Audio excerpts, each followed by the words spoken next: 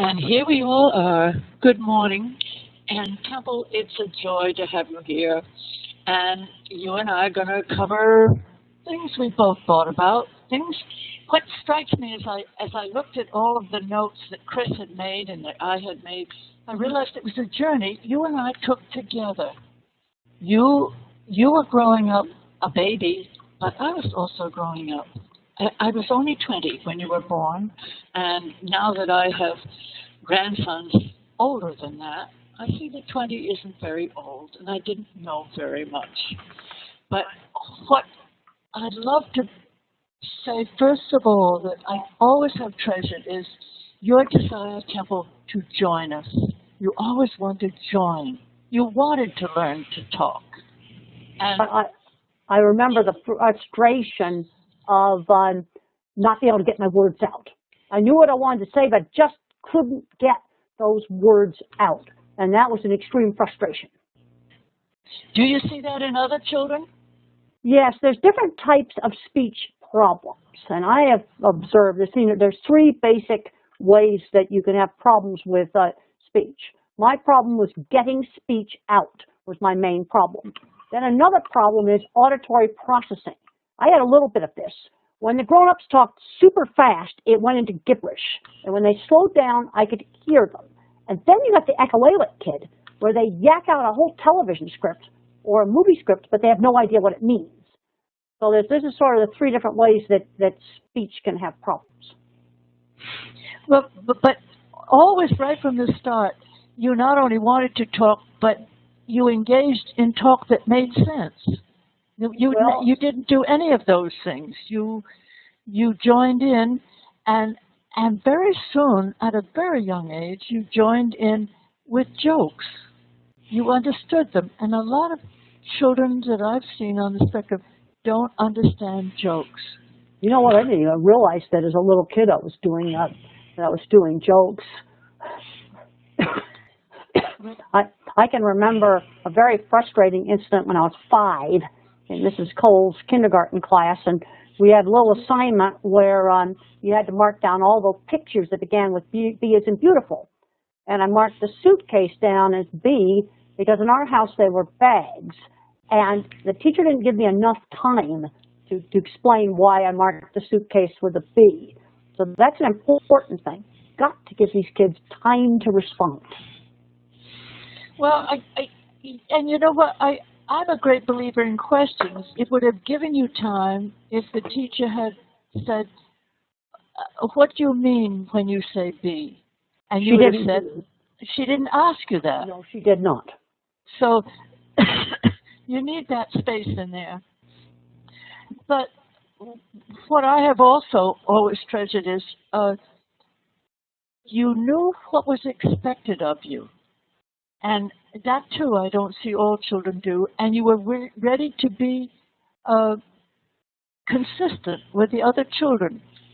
I do think it's important that both home life and school life match some for children, so that what you learn at school matches with what you're doing at home.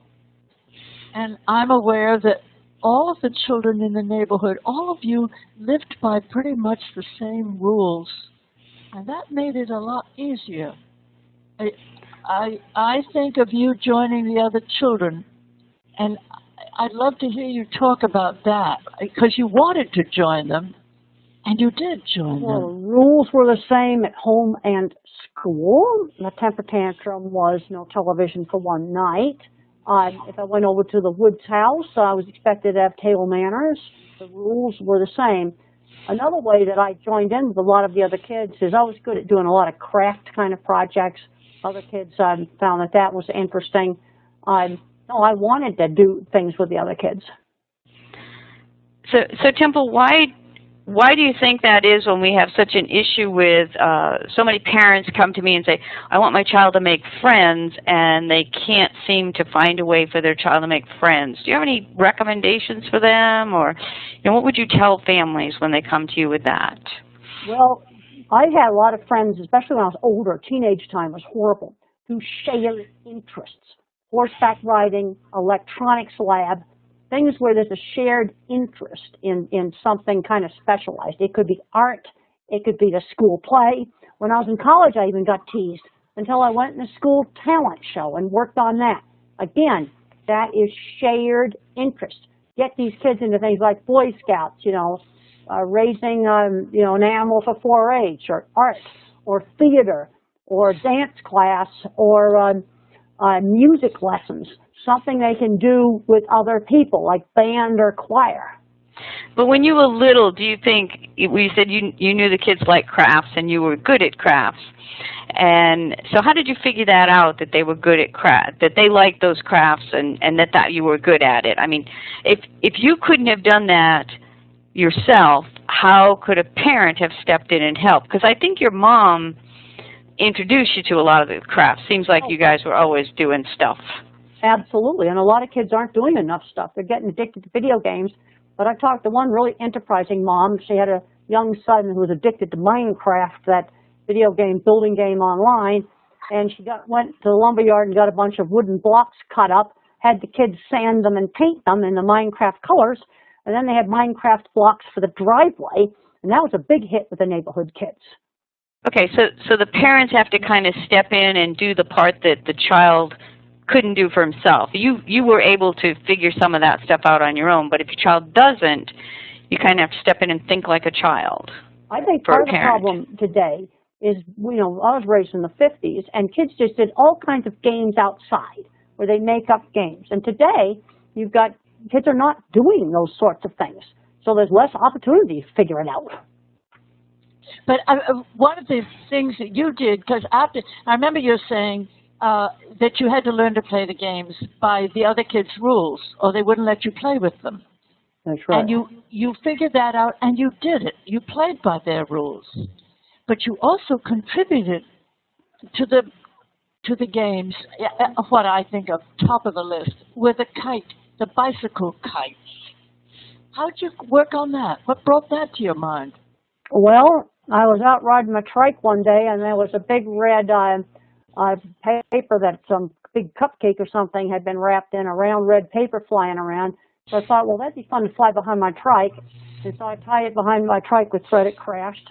Then I taped a piece of crepe paper on it, and I developed how to make the kites. And I spent quite a lot of time figuring out how to make them out of heavy art paper, thread, and crepe paper. And they had to be made just right, or they didn't work. And the other kids got interested in that, and then I made the kites for the other kids. But the first thing I had to do is I had to develop a kite that actually would fly, and that took some time. So I do remember you racing your bike around the neighborhood, pedaling hard, because you had to make that bike go faster in order for the kite to fly up. Yeah, you have to pedal fast, but you also have to have a kite that's weighted right, made right, or it doesn't fly at all. It either won't take off or it just crashes. So, part of that was just your desire to problem solve stuff. You like doing that. That's like something you really enjoy doing. But did anyone else step in and help you, siblings, your parents, or did you just work on that by yourself? Well, I made the kites myself. Okay. A lot of time making them, and then when I started flying them behind my trike and they worked, the other kids got interested in that. You see, then a shared interest thing kind of developed. And well, the other thing you all shared was doing plays. Yes. And I do remember it came out of your seeing me in a play and dressed up as a mermaid. Well, I remember that. Do you remember that? And you yes, thought, nobody else's mother dresses up like a mermaid. And immediately you got home, you wanted costumes, and you wanted makeup, and you wanted to do shows. Well, this brings up the whole kids join. Important thing of exposing kids to different things. I got exposed to theater, so that got me interested. I think one problem we got today is kids aren't getting exposed to enough stuff like that to get interest. I remember you really well, and it was a green sequined tail you had. But I do remember once it started, the other kids wanted to be in the play too. That's right. That's right. And I think you're right. You have to offer different exposure to children. Right. Okay, so one thing I want to throw in here, because you know, nowadays we have so many therapies out there for children, and so many things that parents have their kids involved that are therapeutic and supposed to help them.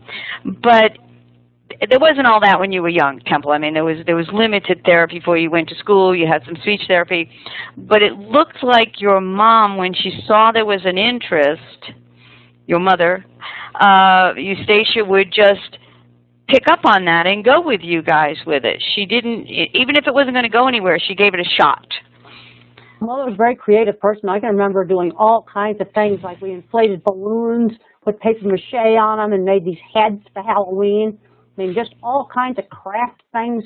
You know, kids are not getting exposed to enough of those sorts of things today. And why do you think that is? Do you have any, even with the videos, I mean, I did stuff like that with my children, and again, they didn't have videos with just coming out. But do you think it's because the emphasis is now on you're supposed to be doing this, this, and this, and this with your child with autism, rather than you should be doing what's following their lead or doing what's family fun? I mean, have we lost that idea that it's okay to do fun things with your child? Well, if you learn from, you know, learning how to make things. I recently saw some normal kids the other day that their motor skills were horrible. They didn't even know which way to hold a knife when they were cutting their food, because I don't think they'd ever use scissors to make paper snowflakes, things that I did in second grade. And these kids were quite a bit older than second grade. Okay, so it's just that, and a lot of that, yeah. Go ahead. What I think of in the school that you went to, they taught both sewing and carpentry. Yes. Which in a way, in a strange way, are very much the same. The difference is in sewing, it's just a soft cloth. And in carpentry, the wood is stiff. But you have to figure out how to join things together. That's absolutely right. And kids are not doing things like sewing, cooking, woodworking, you know, even making things with cutting up paper and gluing it and stapling it. Kids are not making things. And I think, you know, making things teaches a lot of important things. One thing it teaches is problem solving. When I made my kites that I flew behind my bicycle, I had to do a lot of experimentation to get a kite that would really fly correctly. Now that's true. The first kites fell. They did not work. And then I figured out how long a tail to put on it. If I had a piece of thread between the kite and the crepe paper tail, that worked better than taping the crepe paper right to the kite. I experimented with a lot of stuff like that. I had bird kites.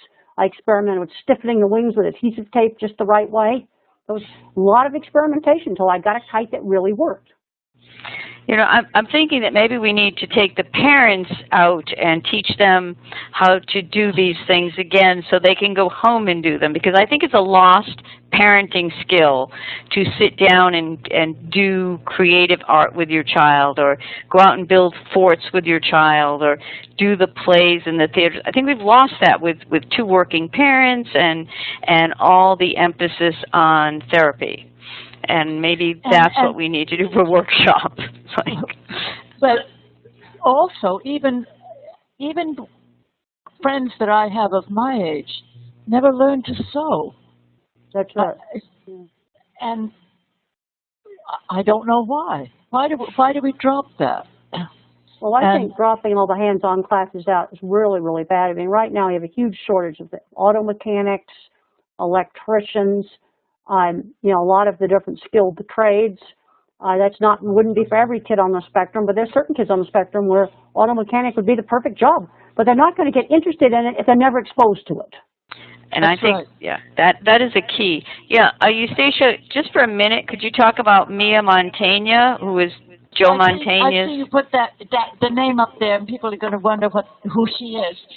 Joe Mantegna, who's the television actor that you all know so well, he and Arlene have their oldest daughter, Mia, is autistic, and quite severely autistic. And wonderful what they have accomplished and what Mia has accomplished. And Arlene has always said, well, we're gypsies. We go wherever the job is, and we stay there. And Mia has learned to do that. It's a very different lifestyle from the lifestyle, Temple, that you grew up with. But Mia understands it. She can go anywhere in any plane. She can manage in a strange hotel. And I've seen them do this, and I'm impressed. It's a whole totally different life. Well, it gets to the point where she's been in so many hotels and so many planes that it just becomes normal to stay in different hotels and planes. And then you get to know your hotel brands. So once you get in the room, it's like all the same. Yeah. Yes. So again, it's that exposing children to a lot of things, even if they may not want to be exposed to it or not show any inclination toward it. You never know. You know, your mom said you were very good at sewing, Temple, Yes, at I one was. point. I loved embroidery. Our school had embroidery class for third graders. I really liked doing embroidery. And then when I was in fourth grade, Mother got me this wonderful Singer Sew Handy little toy sewing machine that actually sewed. It's one of my favorite things. You see, that's making things. But even though, okay, and my point of this is, even though you were very good at something, it didn't turn out to be your passion, which I think often we see a child good at something and we assume that, oh, that's going to be the passion that carries them through life. But it might just be part of the passion. Problem solving, and sewing is a lot of problem solving too. So the passion that you ended up with animals and not sewing, I don't know, have you sewed lately? You probably haven't sewed in a while. But when I worked with animals, I designed a lot of things made out of steel and concrete, and that's sort of sewing with the stiff material. So you have that same skill. Again, I got interested in horses and cattle because in high school I was exposed to them at the school and at my aunt's ranch. You know, I have a saying, you've got to show kids interesting stuff to get them interested in interesting stuff. Right. I was reading an article in Science magazine about a forestry biologist, and she got exposed to nature when she was a kid on some family trips, and that's what got that passion going. Yeah. So before we go there, I just wanted to put this picture up. This is a lovely picture of you when you were about 9, and your mother is also in the picture, but I chopped you right out, Eustacia. I just took you right out of it. I know where you found that. It's a charming picture. And that was a picture, what was that for? That was for the newspaper? It was for the newspaper, and it was for Mother's Day. And I remember Rose Walsh from the Boston Globe called me up and said, I'd like to come out and take a picture of you with your children for Mother's Day. And the picture, I've always treasured it because it's the only one that I have of all 4 children together. And really? Yes, it's particularly nice of Temple. And Temple, you see, that also brings up the scratchy petticoats. Now, you've always said how much the petticoats scratched and itched, but you always wore them, and you never told me that they scratched. If you had, I'd have said, you don't have to wear them. Well, there was a thing you looked cute in them, and did you know you looked cute in them? I knew that people liked the way I looked, and I figured out a way to deal with the worst scratchiness. You know, I'd wear, I had those undershirts with the straps that go over the shoulders, and I found if I tucked that into my underpants, that would protect me from the worst scratchiness from around the waist. And I had figured out how to do that. But you knew your mom liked how you looked? Oh, yeah, I knew that I was expected to get dressed up. But I also wonder, didn't you looked in the mirror. Were you aware that you looked cute? Did it satisfy you, the way you looked? Well, I knew that's what people wanted. I can remember when you had me and my brothers and sisters be party hosts and hostesses at your parties, and we had to put our good clothes on. And I was proud of the fact that I got to do this grown-up thing of meeting your dinner guests, shaking hands with them. And that was another thing that taught social rules. And it taught him to my brother, too, even though he hated it. He said that when he grew up and he got a job at a bank, it helped him talk to the upper vice presidents and enable him to go up the corporate ladder and become a senior vice president. It's true, and he told me he had other friends of his who never could get past the first interview because they didn't know how to talk to an older man. And I don't think that children realize, or maybe I doubt if you realize, that of course if you do that, because other parents were doing the same thing with their children, that the parents will play out the role. You introduce you to a parent, and they will say, what are you doing in school? What grade are you in?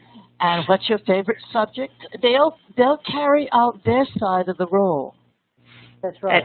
And I grew up in the 50s, and yes, I was taught to curtsy and to shake hands, and because my mother had a lot of musician friends who were classical musician friends who expected you to know how to act in front of an important person in her mind, and I guess they were. And I taught my children. I don't know if I did as well, though. I think they still are relatively polite. They do open the door for you, so that's good. No, I will defend your boys. They have perfect manners. So, but I am aware of that. it came from a lot of when they would go to get in the car and hadn't opened the door for the grandmother, they'd get whacked in the back. So they kind of learned in real situations. Through the door first. Well, I can remember you used to cue me. If I forgot to say please or thank you, you'd say, you forgot to say, and then you'd pause. And then I'd say either the please or the thank you. Well, they're all the little rules that we have. And you see, a lot of these rules apply to all children. Absolutely. To all of us. They're what keep us comfortable with each other. Well, they enable people to get along. Courtesy rules help people to get along. Courtesy rules, I like that term. Yeah, just the courtesy rules. It kind of lets you know how you get on. I mean, how would we get through a door if we didn't know who should go first? Well, now they vary some in other countries. Because I went to China, and I couldn't believe the pushing and shoving, getting on and off a plane. I was in an aisle seat. This guy in the window climbed over me and this other passenger. But there's other things in China that'd be considered rude. But pushing and shoving, getting on and off a plane was okay. I have to say I was rather shocked. So, and your mom talks a lot about the culture and the cultural influence that autism has on the culture. Maybe you could address that a little bit, Eustacia. Well, I feel that we're isolating autism. I mind the picture of autism as a single little puzzle piece sitting out there all alone. It isn't. It's a puzzle, an entire puzzle, and we are part of the puzzle. It's not us and them, it's us and us. And if we're not looking at how we connect to children who are having trouble connecting, and where we are having trouble with them, why then the connections, the friendship breaks down. It doesn't work. And I think we could work on that better than we're doing it now. We're not looking at, we're in a culture right now that's changing quite a lot. And we don't know what, pretty soon it'll settle down, there'll be a pattern, the one that Chris and I have both talked about, that you grew up in, which was the pattern was very established. But it's not established now. And part of this is the parents are not looking at their feeling about the child they don't always understand. Well, I think another thing we've got to remember in autism, it's such a big spectrum.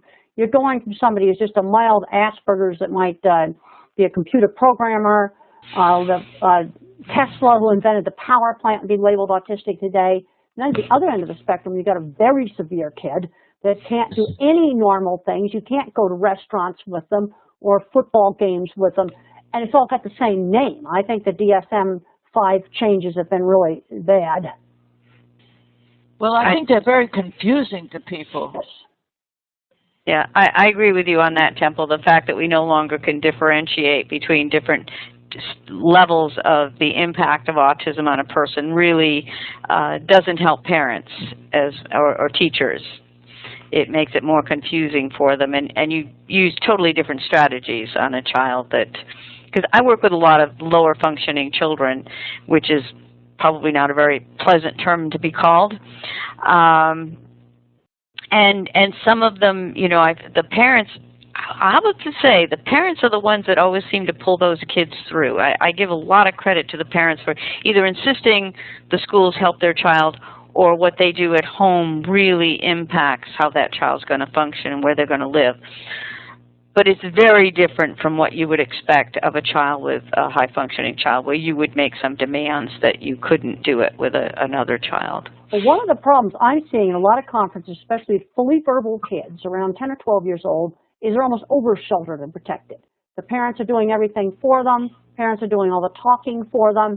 I remember talking to one set of parents in the airport. They had a 15-year-old, good at doing video auditing, and he was just sitting in his room all summer. And it turned out that there were some people at the church that needed some video being audited. They were real good friends with the pastor. And I said, have your son go down to the church office and edit that video of the church picnic. And the kid was perfectly capable of doing this. And Mom kind of broke down and said, I can't let go. You're talking about going to a church office 1 mile down the road, the pastor's office, they're best friends with you. You know, this is a much smaller thing. Because when I was 15, I went out to my aunt's ranch, at the other end of the country. Yeah, and you're absolutely right. When do you let them go, Temple? And that's a big thing that when I'm working with families, there'll come a time when I'll say, nope, this time they get detention. This time they did something, and yes, they've got it. And they say, well, they'll freak out with detention. They won't be able to do it. I said, but they're 12 now, and now is the time you've got to say, you did it. You know you did it, and I can't go in there and protect you from the consequences anymore. But it's a real spot. I mean, you went out to the ranch, and I think I can go down there. A picture about that. There you are. I don't know if you're at the ranch there, but you look really good. That's in New Hampshire school. That's in Hampshire school. We'll pretend it's at the ranch. But you went to the ranch, and Eustacia, what did you say when she went to the ranch? What did you tell her? I kept making deals with you, Temple. Remember? When we looked at schools, we went to see 3 different schools, and I said, you can pick which one of the 3 schools you'd like to go to. Now, I didn't say to you, where would you like to go to school? I didn't offer you any other choices. I just gave you 3 choices. Yeah. And you picked Hampshire School, and it was the right school for you. And the same thing out there in the ranch. I said this ranch was the sister of my second husband, Ben Cutler. That's where I get the name Cutler. And Ben and I had been out there and stayed, and we both said, we think Temple would just love this. And I went home, told you about it, and you said, no, I want to stay in the school. I like riding the horses, and I want that to be my summer. And I said, okay, could you manage 1 week there alone? It'll be, in those days it was easier to fly. You could go right to the gate. And I said, I will take you up to the gate.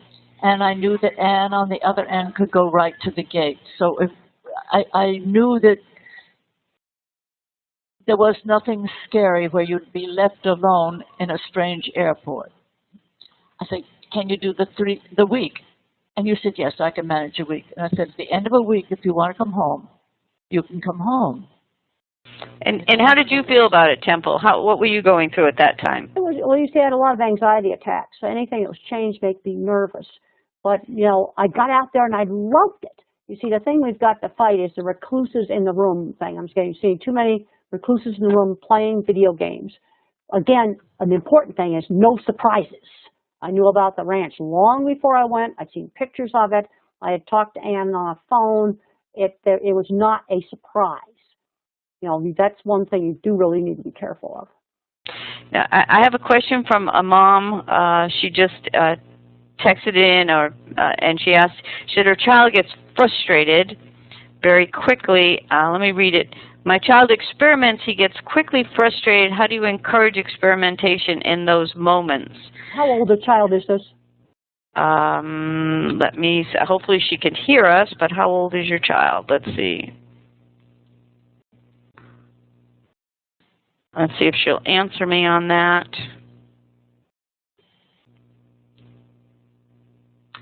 How I would deal with it would depend some on his age, what he was doing, that he was getting frustrated.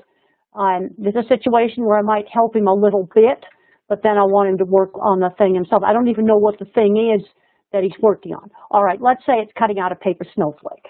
So he might be having some problems with the motor control of the scissors.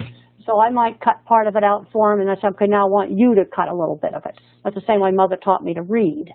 I work a lot better in specifics as to what was he experimenting on. I don't even know what he was doing, and I don't know how old he is. I need a little more information, but you let them make some mistakes, but then there's a point where you've got to help. Otherwise, they get too frustrated and just give up. Okay, well, maybe Rachel, Rachel, if you could send us more information, that might help. And then Chris asked a question, how do we get kids to try and experiment with things when the world tells them they can't? And I'm not sure we need to be listening to the world. That would be my opinion on that. But It would simply spur me on to say, yes, I can. And I wouldn't take that. I wouldn't take no for an answer. Although it is harder now, Temple, one of the things that parents face is the schools setting up roadblocks for children. And it's just not to badmouth schools because they do a wonderful job with many, many children. But they'll say, well, that child needs to go into a self-contained, Harrison is a case, Eustacia knows Harrison. He was told he had to go into a self-contained room for children with autism, and because he wasn't capable of being in any other room besides that. And his mother said no. She put him in the general ed classroom and actually pulled him out of special ed and went in and helped him. And he's going to high school, I think, now. So well, you sometimes just need a little help. The thing that's happening now is things are getting so bureaucratic. And the other problem is people overgeneralize about autism. I would ask, first of all, I need to know the kid's age, how good his speech is, and what problems was he having in the classroom. I don't even know what the problem was before I can figure out how to fix it. What it makes me think of is a school in Yakima, Washington, where it was particularly middle school, so this is maybe 8 years old. What they did is instead of any kind of special class, one of the class, they could sign up, each of them, for one day to be at the shadow for that board. And they loved it, and the boy loved it. They each learned about each other. And that's the way they pulled that boy into the class with them. The kids that's the sort of stuff that, there's simple things that you can do. I think sometimes people just overcomplicate the problem. I agree. And then you have some kids where they can get sensory overloaded. Well, then you say they can go out in the hall for a 2-minute break then. That's right. I like the teacher who said, I can see when he's getting wound up. And so she said, I assign him to go around with the janitor and empty all the wastebaskets. And he comes back, sits down, everything's fine. He just needed that exercise, that motion. Right. That's right. And, well, one of the points that I'm really dying to go over here, because I know you won't tell the story, but I'm going to tell it. But that is about who has a self-starter and who stays determined, and how do you deal with the unexpected. Now, you built your cattle equipment, and this was before the days of Women's Lib. I haven't got the exact date of when you did this, but the men tried to destroy your equipment. They didn't care that you were autistic. They didn't care that the company had spent thousands of dollars on the equipment. They cared that you were a woman and you would produce something that was better than what they could produce. And you stood guard over that machinery that you had built. And it took you, you went and stayed, you told me, in a crummy little motel off in the middle of nowhere. And you got up every day and went there early in the morning and guarded your work. So they could. And there was another engineer from the steel fabrication company, and we took turns guarding, but we were there from 6 o'clock in the morning till 9:30 at night. But we did have to do bathroom breaks. There was another man there that worked for the company that built the equipment, and we took turns guarding it for an entire week. There were meat hooks that got put in things that the only way they could get there was deliberate. Well, It was incredibly persistent and brave of you at a time before Women's Lib. And you had to deal with the unexpected. Well, the thing that was hard for me to deal with is how somebody could, like wreck their own company's equipment. That was illogical. And I finally had to understand it. Sometimes, I used to say engineering's easy. It's the people problems that are hard. Yep. but you didn't. What do you do when you run up? I remember a time here in New York when one of the animal rights people, PETA, is that the organization I'm thinking of? I don't know. Well, he stood up against you and about that we shouldn't eat animals. And you, again, you stood right up to him and you said, sir, let us just agree to disagree. Now I have dealt with you, and now you sit down, please, and I'm going to go on with my talk. And the other thing I will say is there's some things that we can agree on, like certain, acts of cruelty, that would be done, that were done to an animal, that there's, okay, we'll disagree on eating meat or whether we should be raising them for meat, but there's other things we could agree on. Like, for example, how you handle animals should be improved. I think we could both agree on that. Well, it was brave, and it must have caught you caught me off guard. I didn't know whether you'd ever dealt with something like that. Have you ever dealt with something like that since? Oh, yeah, you deal with that kind of stuff all the time. And one of the problems we have today is the internet. You get radicals on any issue. I don't care what the issue is. Radicals right or left on any issue, and the internet's magnifying the voices of some people that are just absolute total radicals. And I think you both have experienced that because Eustacia, you've written a couple of articles that roused tremendous amount of controversy, and yet as time goes on, both of you have been not proven right, but people have come to see that yes, you're protecting the animals from something we're going to do, but making sure that we're doing it in an honorable way. And Eustacia, you're bringing up issues that are very important.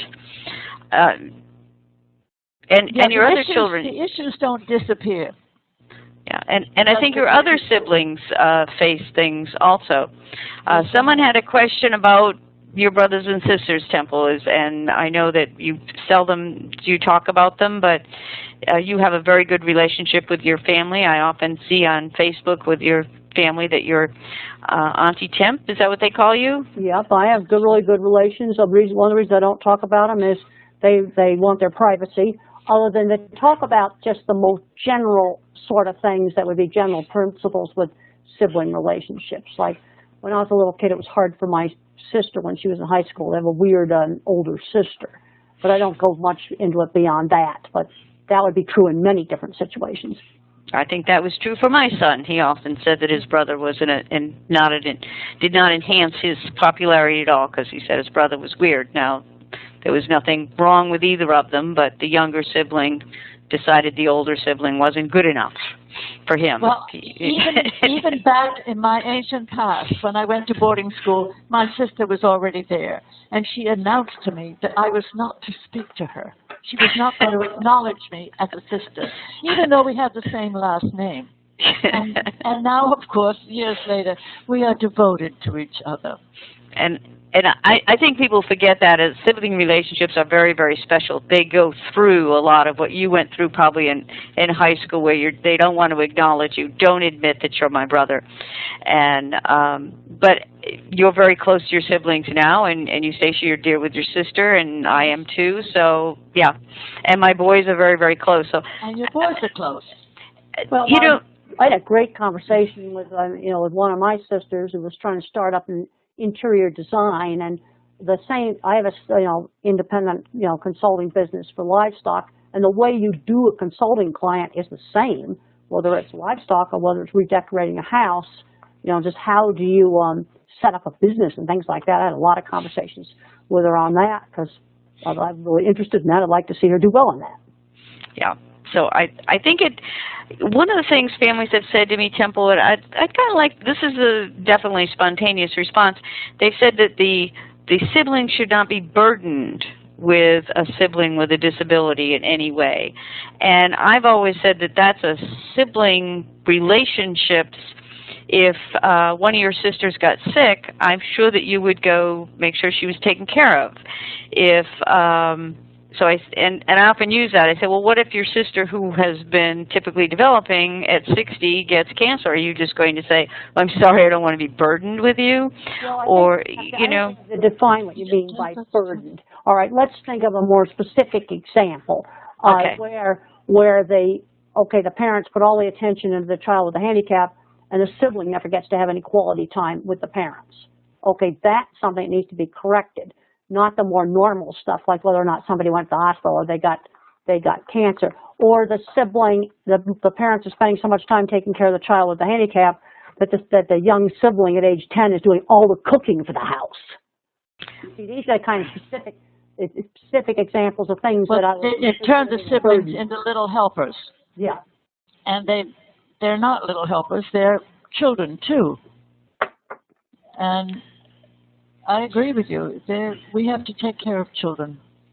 And the one thing that I've recommended, because I think children will not always admit to their mother what they're finding difficult about an autistic sibling, because they know that it will upset their mother. And I think this is where a good counselor helps. The other thing, I think of the counselor that I liked the best on this, they also don't know how to put it into words. And I think of myself when I was young. I don't think I could have said in words what was difficult. I wouldn't have been able to find them. And this counselor, her solution to it was she had a huge doll house, and every kind of doll and furniture and ornament that you could put into a doll's house. She had this big collection. And she'd say to them, you can decorate the dollhouse the way you'd like to. She said the scenes they built told her where the trouble was. And nobody had to say it in words. They could do it better that way. And that was a good solution. Good way to deal with it. I'm going to go back to some of the questions here. That some of them relate to what we're talking about. Some are just totally out. The child that we were discussing that gives up when he's trying to do something, she said he's 8. He'd be playing outside trying to make a slingshot, but giving up in just a few minutes, or playing inside and trying to build a Lego airplane, but not continuing because he can't find the color or the exact block. What do you think's going on there that we might be able to give this mom a little help?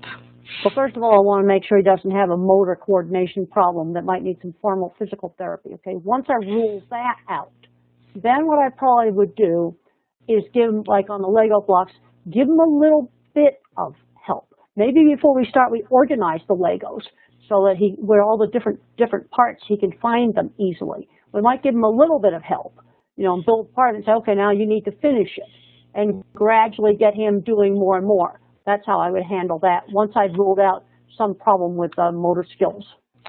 So it's still the parents that need to kind of set these things up for success for a child when they introduce something new. And I think, I think your mom did a lot of that for you, Temple. I think she set things up. She did. Okay, because it always seemed like she was there making sure that the costumes were, if there was a problem, she would help you solve it. And it was...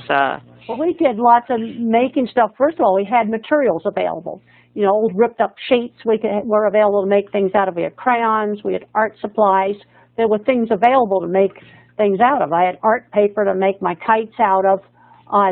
They were not elaborate materials, but you have to have some things available.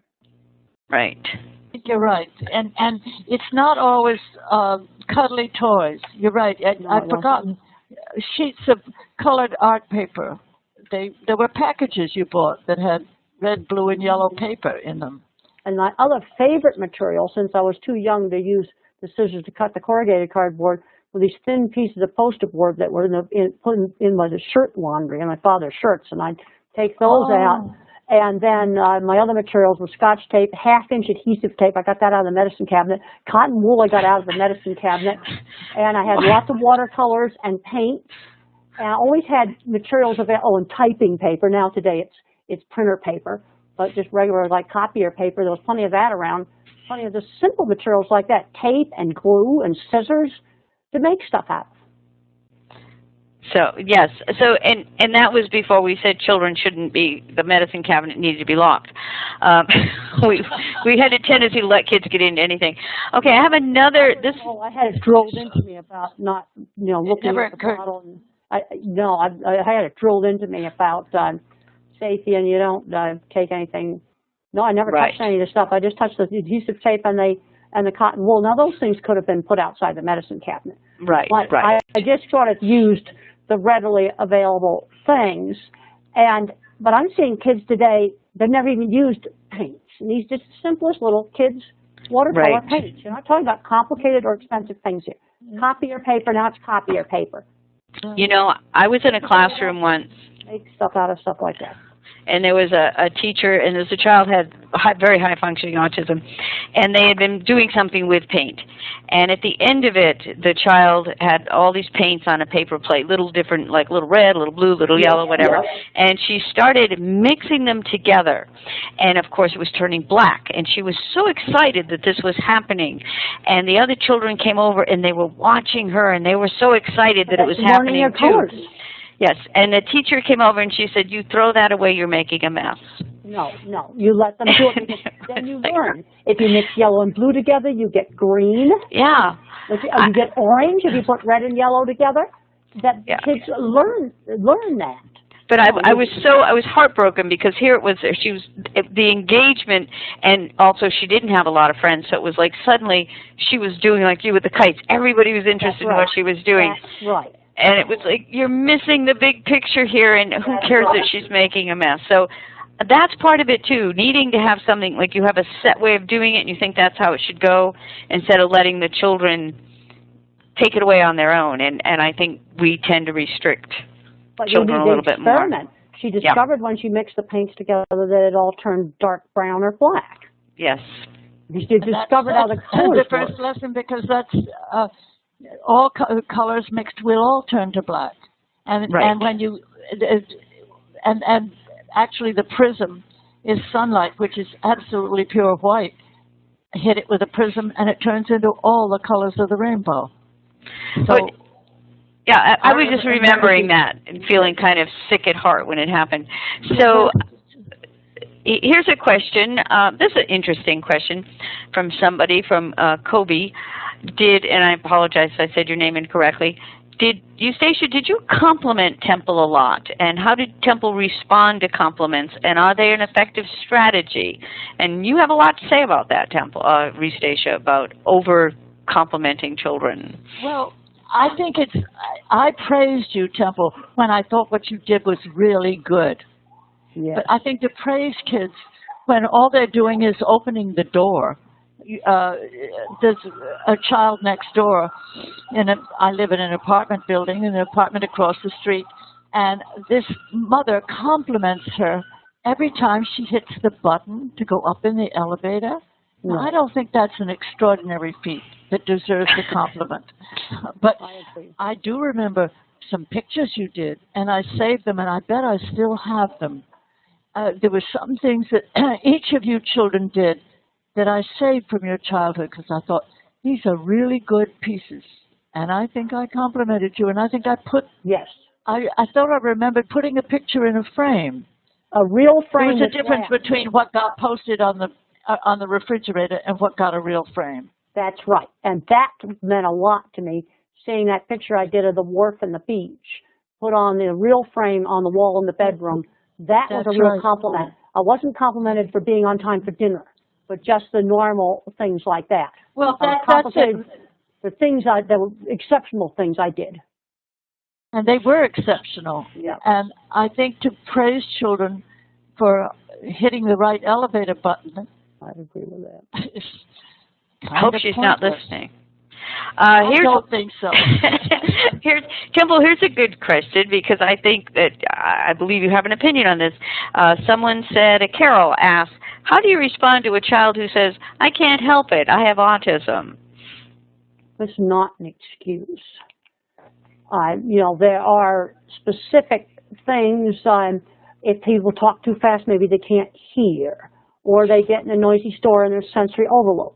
So there's some specific things like that may have to do some, accommodations for, like get out of the store, don't go in the store when they're tired, for example. But you have to figure out how to work around the autism. You just can't have a blanket because I have autism. And also, I need to find out where is he pulling that excuse. So I need more specific information. Okay. So maybe Carol can send us some more. But we hear that, I do hear little 12-year-olds, high-functioning 12-year-olds say, well, I can't help it. I have autism. And go, yes, you can help it.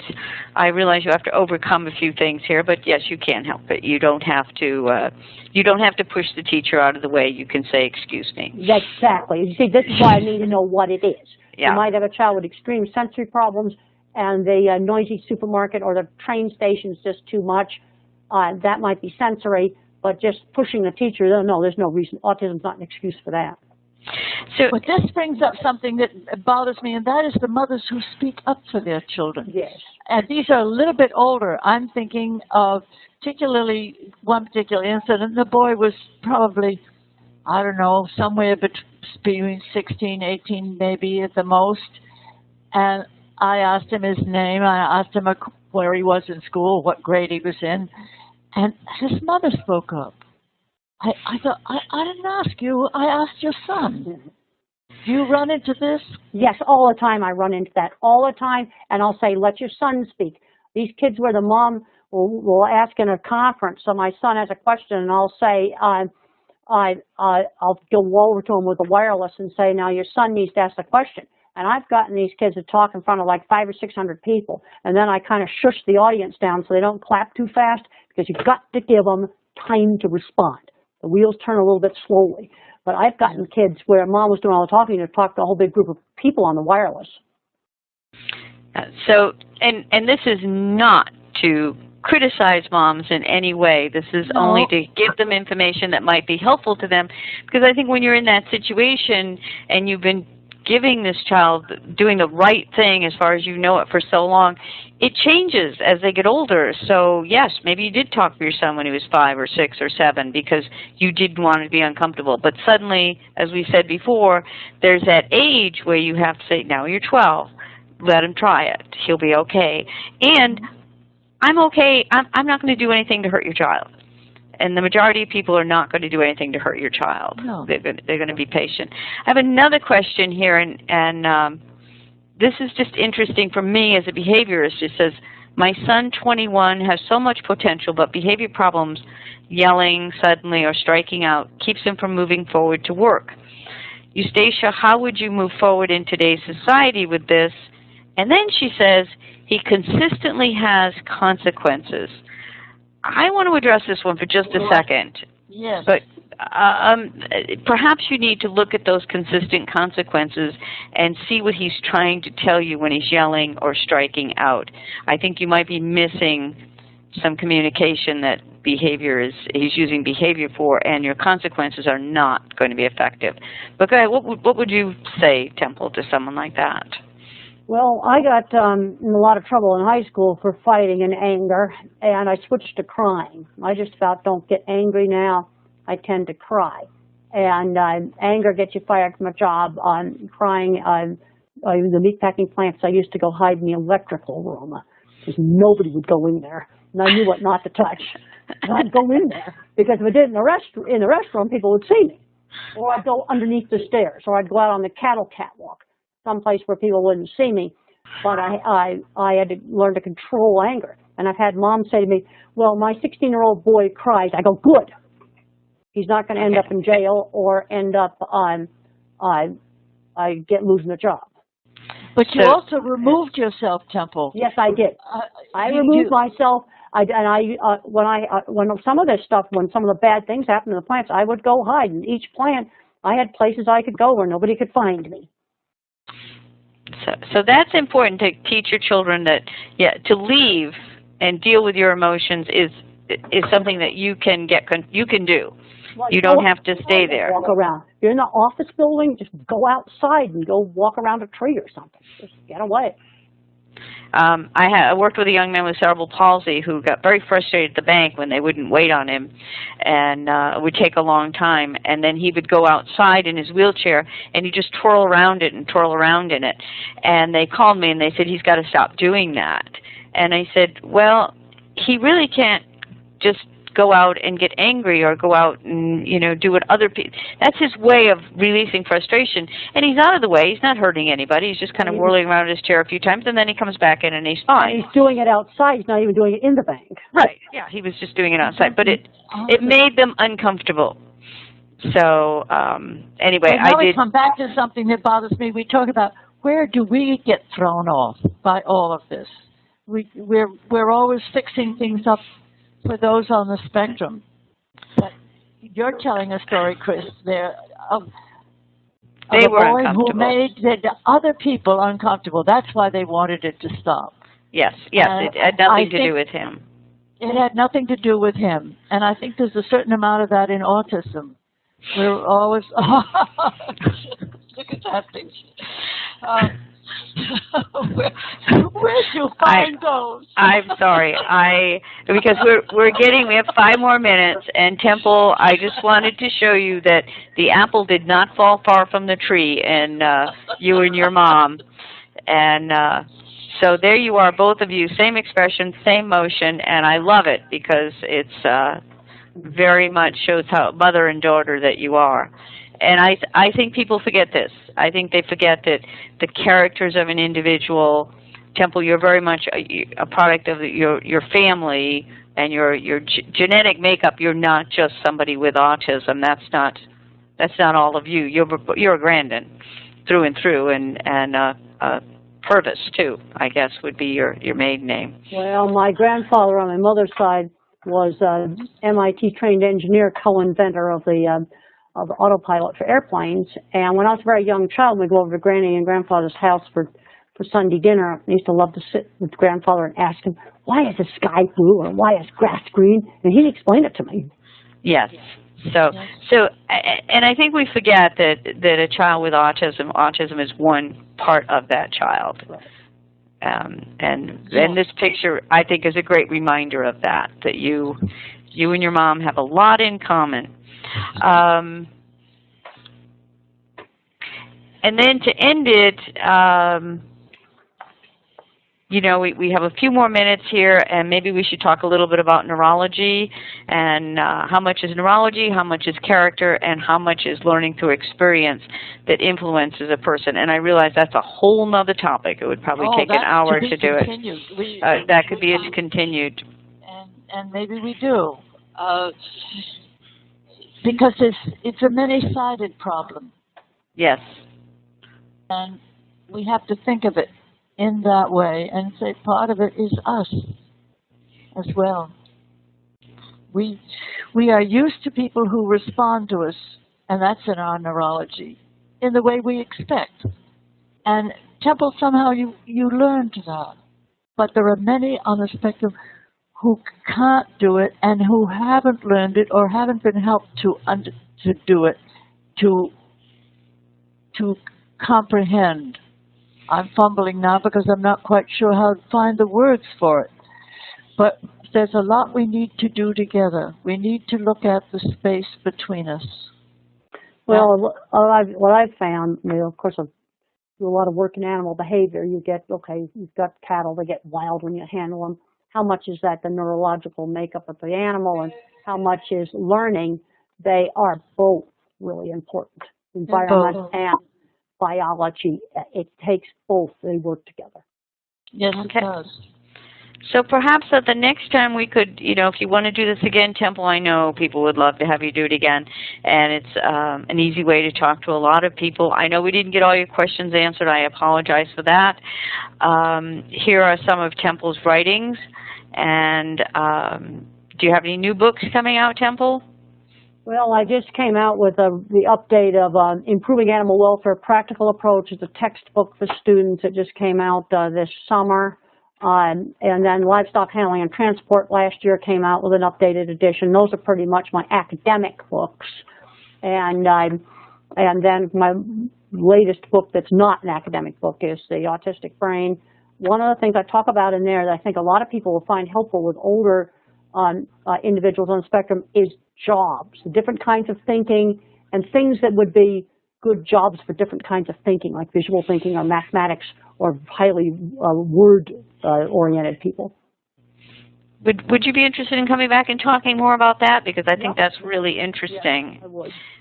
And then Eustacia has her book, A Thorn in My Pocket, which is her family story, which talks about Temple growing up, and also has some new essays that are being put there on Amazon. They're short essays on autism that you can go in and everyone knows how to use Amazon.com, I hope. If you don't, it's not going away because I think I support that stock completely by buying things. And so we will continue to put up more essays as she's writing them. And Eustacia, you're writing a new book also? Yes, I am. I'm working on the social history of autism because autism is very old, and it's always been troubling to us. And the way in which I discovered when I began to look at the past, that we had a whole trail of how we've handled it. And we do it better now than we did long ago, because in the beginning they were considered changelings. I don't know if any of you know what a changeling is, but this is back for the old Celtic religions, the fairies, which is Celtic. The fairies have taken your child and they put one in its place that will look just like your child. But it won't speak, and it will play tricks on you. And you must throw it on the fire, and it will go back to its fairy home. Well, I think that solved the problem of autism. You don't have it. Yes. And I think we don't do that anymore. But that's what started me on the road to looking at how historically have we looked at autism. So, Eustacia, I'm going to ask you to wrap this up, and well, then we will end it. It is 11 o'clock, and we did quite a wonderful hour here. I enjoyed every minute of it. I hope I didn't interject too much. And no, it was great, so that all three of us could talk. And Temple, I want to thank you very much for doing this. And yes, I would love to do it again if people would like to hear it again. And I have to tell everybody that it was your birthday. We had hoped to do it on your birthday, the 29th, and you couldn't quite make it back from Canada in time. So that's why we're now at the 31st instead. But God bless you, and on to another year. Well, thank you. I was really, really good doing this. Really happy to do this. Thank you.